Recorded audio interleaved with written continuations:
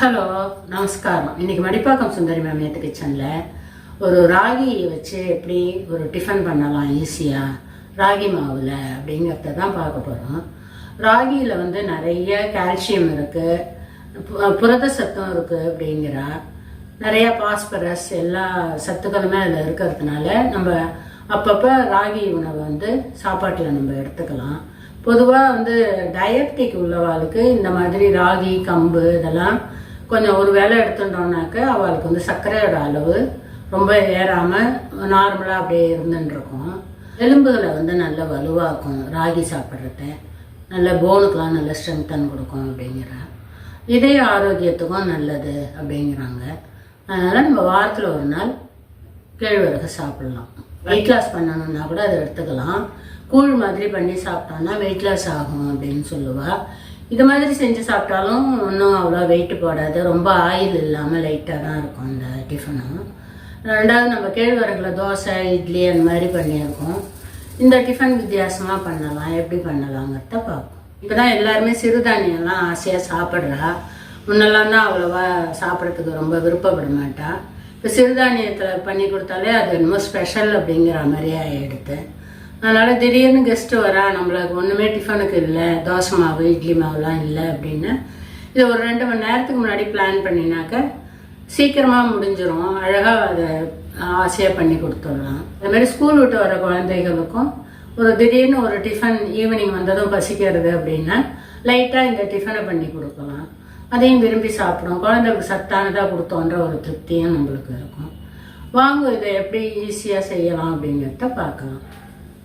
இப்போ வெஜிடபிள் குழி பணியாரம் தான் பண்ண போகிறோம்.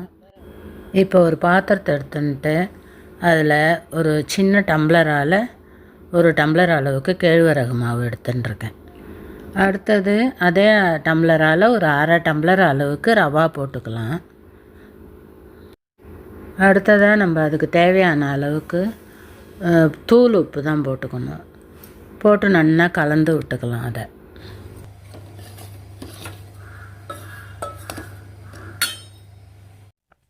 இப்போ நல்லா புளிச்ச தயிர் வந்து ஒரு 1/2 டம்ளர் அளவுக்கு எடுத்துக்கலாம்.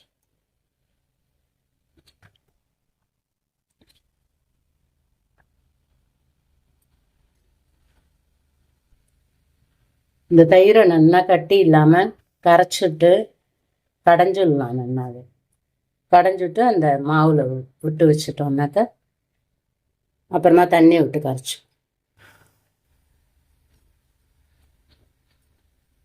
இதை நல்லா கலந்து விட்டு கொஞ்சம் கொஞ்சமாக தண்ணி சேர்த்து அதை தோசை மாவு பதத்துக்கு நம்ம கரைச்சி வச்சுக்கணும். ஒரு 1/2 டம்ளர் அளவுக்கு தண்ணி விட்டுக்கலாம். நல்லா கரைச்சி பார்த்துட்டு வேணும்னா அப்புறமா நீங்கள் தண்ணி விட்டுக்கலாம். இப்போ இந்த தண்ணியையும் விட்டுடலாம்.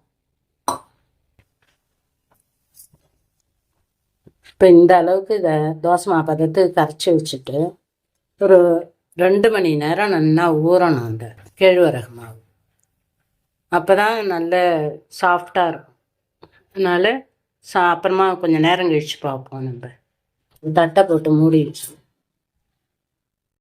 இந்த குழி பணியாரத்துக்கு போட வேண்டிய காய் என்னென்னங்கிறத பார்க்கலாம். நான் எடுத்துட்டுருக்கிற மாவுக்கான காய் இது. மாவு அதிகமாக எடுத்துட்டா அதுக்கு தகுந்த காய் போட்டுக்கோங்க. ஒரு சின்ன வெங்காயத்தை பொடிப்படியாக நறுக்கி வச்சுருக்கேன். ஒரு பாதி கேரட்டை துருவி வச்சுருக்கேன். இது ஒரு 3-4 பீன்ஸ், அதையும் பொடிப்படியாக நறுக்கி வச்சுக்கணும்.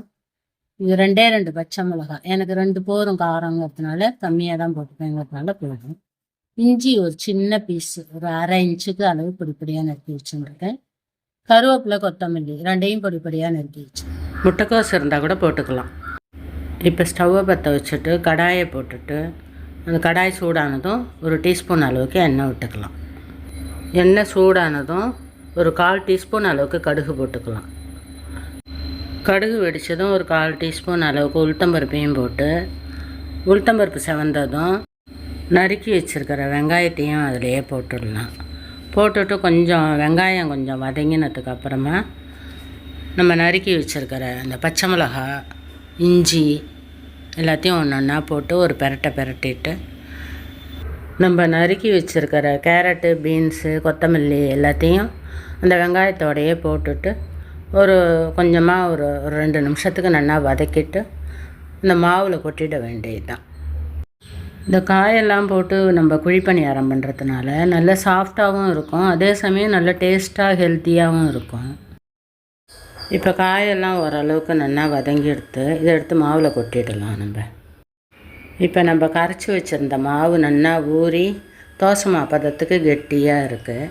இப்போ இதில் இந்த வதக்கின காய் எல்லாத்தையும் எடுத்து போட்டுட்டு அந்த மாவோடு நல்லா கலந்து விட்டுட்டு நம்ம குழிப்பணியார கல்லில் சின்ன கரண்டியை வச்சுட்டு இதில் விடலாம். இப்போ ஸ்டவ்வை பற்ற வச்சுட்டு அந்த குழிப்பணியார கல்லை எடுத்து போட்டுட்டு கல் சூடானதும் கொஞ்சம் எண்ணெயை விட்டுட்டு அந்த கரண்டியாலே அந்த குழியில் 4 பக்கமும் தடவி விட்டோம்னாக்கா ஒட்டாமல் வரும். அதுக்கப்புறமா நம்ம கலந்து வச்சுருக்கிற மாவு எடுத்து ஒவ்வொரு குழியாக கொஞ்சமாக விடணும். ரொம்ப ஃபுல்லாக விட்டோம்னாக்கா திருப்பி போடுறது கஷ்டமாக இருக்கும். இப்போ எல்லா குழியிலையும் மாவை விட்டுட்டு அடுப்பை சிம்மில் வச்சுட்டு ஒரு தட்டை போட்டு மூடி ஒரு 2 நிமிஷத்துக்கு நல்லா வேக விட்டுக்கணும். ஹையில் வச்சோன்னாக்கா அதுக்கும் கருத்து போயிடும். சிறுதானியங்கள்லாம் நல்லா வெந்தால் தான் வயிற்றுக்கும் ஒன்றும் பண்ணாமல் இருக்கும். இப்போ நம்ம ஒரு சைடு வெந்ததும் அதை ஒரு ஸ்பூனோட அடிப்பக்கத்தால் மெதுவாக திருப்பி விட்டோம்னாக்கா வில்லாமல் நல்லா வந்துடும். திருப்பி போட்டு ஒரு 2 நிமிஷத்துக்கு நல்லா வேக விட்டுக்கணும். இது தேங்காய் சட்னியோடு சாப்பிட்றதுக்கு நல்லாயிருக்கும். மேலே நல்லா மொரன்னு உள்ளுக்குள்ளே நல்லா சாஃப்டாக இந்த வெங்காயம், கேரட்டு, பச்சை மிளகாய் வாசனையோடு சூப்பராக இருக்குது. நீங்களும் செஞ்சு பாருங்க. செஞ்சு பார்த்துட்டு எப்படி இருந்ததுன்ட்டு கமெண்ட்டில் சொல்லுங்க. லைக் பண்ணுங்க, ஷேர் பண்ணுங்க, சப்ஸ்கிரைப் பண்ணுங்க. தேங்க்யூ ஃபார் வாட்சிங்.